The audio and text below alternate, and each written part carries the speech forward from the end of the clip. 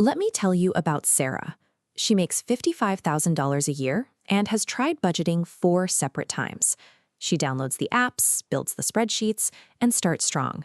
But right around week 3, every single time, her plan quietly falls apart. You might assume she lacks discipline, but Sarah works full-time, finished a graduate degree, and trains for half marathons on the weekends. Now, let's look at James. He makes exactly the same amount of money. He has never opened a budgeting app in his life, and he couldn't tell you what he spent on coffee or takeout last month. Yet 5 years from now, James will have significantly more money saved than Sarah. If you heard this without any context, you'd probably assume James is more responsible, or that he simply cares more about his future. But as we just established, Sarah is, by almost any definition, a highly disciplined person in every other area of her life. Her financial plan fails because traditional budgeting is built on a misunderstanding of human psychology, rather than a lack of personal willpower. Think about the first of the month. Psychologists call this the fresh start effect. A new month feels like a clean slate, triggering a temporary burst of motivation, where we feel separated from our past mistakes. This complex budgeting spreadsheet is the result of that motivation. We sit down and assign every dollar a job. Groceries here, rent there, a very reasonable percentage for fun. It feels like taking control. But excitement isn't a foundation. By the 3rd week, ordinary stress returns. You have a rough day at work, or you're just tired, and suddenly ordering takeout feels less like a financial choice and more like survival. The rigid rules you set up on day 1 start to crack. When the month ends and the money is gone again, the result is often a feeling of personal failure. It creates a sense that everyone else has this figured out, while you lack the character to control your own impulses. That quiet shame suggests that treating a budget like a diet built entirely on willpower is a strategy destined to fail. The core of the problem is genuinely strange once you notice it. You are not the same decision maker at 8 in the morning that you are at 11 at night. Morning you is rested, clear-headed, and optimistic. Morning you writes the budget. But evening you is this exhausted office worker staring out the window of a dark bus, drained by meetings, traffic, and endless tiny daily frustrations. We expect that tired, tempted version of ourselves to strictly follow rules drafted by someone who isn't even in the room anymore. Underneath the math, a traditional budget is a flawed psychological contract drawn up between 2 completely different versions of yourself. This diagram illustrates exactly what happens to us.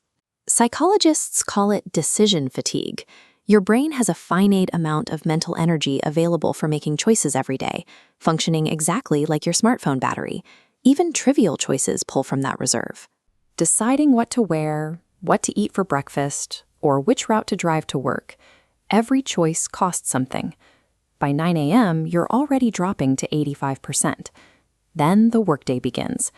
Navigating meetings, figuring out how to respond to an annoying email, suppressing frustrations, these burn through the majority of what's left.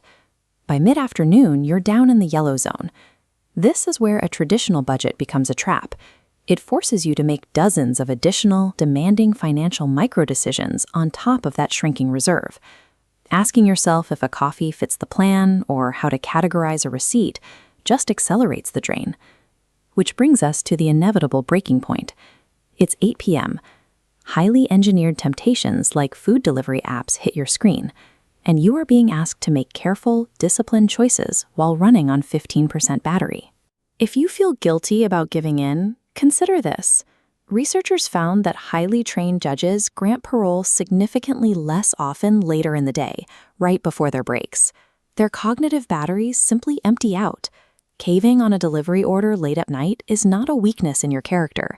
It is a predictable, biological reality of human brain function. This brings us back to James. He doesn't have superhuman willpower holding him together at the end of the day. He simply built a system that doesn't require willpower in the first place. Sarah's method requires her to make the perfect financial choice every single day, across every mood and stressor for 30 consecutive days. That is a statistical gamble she is guaranteed to lose. This flowchart shows how James operates instead. He makes a crucial financial decision exactly once, on a quiet Sunday morning. His paycheck enters the system and immediately splits into savings and investments before the remainder even hits his checking account. People who consistently build wealth rarely rely on in-the-moment discipline. They rely on automated systems designed to survive their worst, most exhausted moments. You can implement this system yourself. Step 1 is scheduling an automatic transfer the instant your paycheck lands, securing your savings before you ever see that money sitting there, tempting you. Step 2 is logging into your shopping apps and removing your saved credit card information. This introduces just enough friction to stop a depleted late-night impulse buy in its tracks. Step 3 is allocating a pre-decided, guilt-free weekly allowance.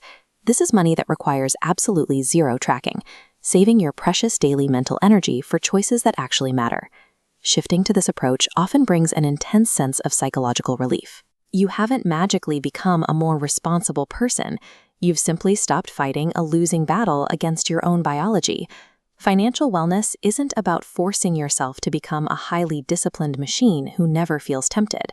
It's about making a good decision once and designing a life where your most exhausted self never has to make that choice again.